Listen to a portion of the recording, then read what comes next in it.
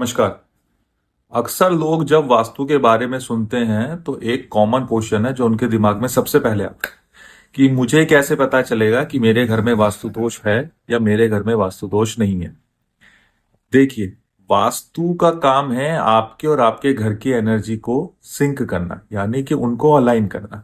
जब आपके और आपके आसपास के यूनिवर्स यानी कि आपके घर की एनर्जी आपस में अलाइन होती है तो इसका इफेक्ट डायरेक्टली आपकी लाइफ पे पता चलता है। कई बार आपकी लाइफ में कुछ ऐसी चीजें होने लगती हैं जिसका आपको रीजन या कारण पता भी नहीं चल पाता, और वो चीजें इस तरह से घटित होती हैं कि आप कंफ्यूजन में रहते हो कि ये आखिरकार हो क्यों रहा है। इसका सॉल्यूशन ढूंढने में भी आपको दिक्कत आने लगती है। देखिए, आपके घर में दो तरह से एनर्जी वर्क करती है, एक नेगेटिव एनर्जी होती है, एक पॉजिटिव एनर्जी होती है। आपको देखना पड़ेगा कि आपके घर में नेगेटिव एनर्जी या पॉजिटिव एनर्जी में से किसका संचार सबसे ज्यादा है। ये आप कैसे देखेंगे? सबसे पहले आप अपने आप एनालाइज कीजिए कि जब आप घर में या अपने ऑफिस में रहते हैं तो आपको थॉट नेगेटिव आ रहे हैं या पॉजिटिव आ रहे हैं।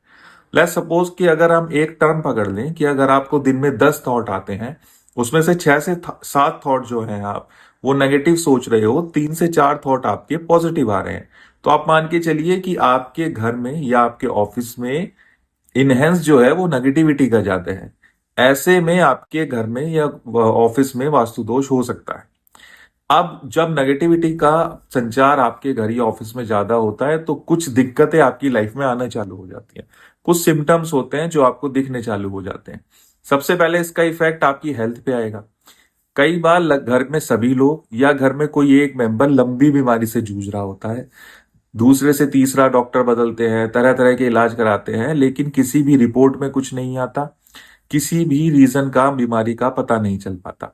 या घर के सभी लोगों को जल्दी जल्दी बीमारी होने लगती है, जल्दी जल्दी वो बीमार पड़ने लगते हैं, या यूं कहें कि रेगुलर घर में दवाइयां चलती ही रहती हैं। दूसरा, पति पत्नी में या घर के 4-5 लोगों में अजीब सा मनमुटाव रहता है, घर का माहौल टेंस रहता है, घर के छोटे बच्चे चिड़चिड़े होने लगते हैं, या आप देखें कि अचानक से आपकी लाइफ में फाइनेंशियल इश्यूज आने लगते हैं, मार्केट में आपका पैसा आना कम हो जाता है, आपको जॉब अपॉर्चुनिटी कम कम मिलने लगती है, आपकी सेल्स पे इफेक्ट पड़ने लगता है, या आपके जीवन का कैश फ्लो रुक जाता है। आपके बाहर नेटवर्किंग में या समाज में थोड़े थोड़े रिश्ते बिगड़ने लगते हैं, और कभी कभी स्थिति ऐसी आ जाती है कि आपको अकेलापन में ही रहना अच्छा लगने लगता है। आप ये सब अगर आपके साथ हो रहा है तो ऐसा हो सकता है कि ये आपके घर में वास्तु दोष के कारण हो रहा हो, क्योंकि वास्तु का काम है आपकी घर की एनर्जी और आपकी एनर्जी को अलाइन करना। जब ये दोनों एनर्जी पॉजिटिव पॉजिटिव हो जाती हैं तो आपकी लाइफ में समस्याएं कम होती हैं, और आप और सुचारू रूप से अपना कार्य कर पाते हो, और अच्छे ढंग से आपका दिमाग काम करता है। सारी चीज पॉजिटिवली आप पे इफेक्ट करने लगती है। कुछ और चीज है जो वास्तुशास्त्र में बताया गया है।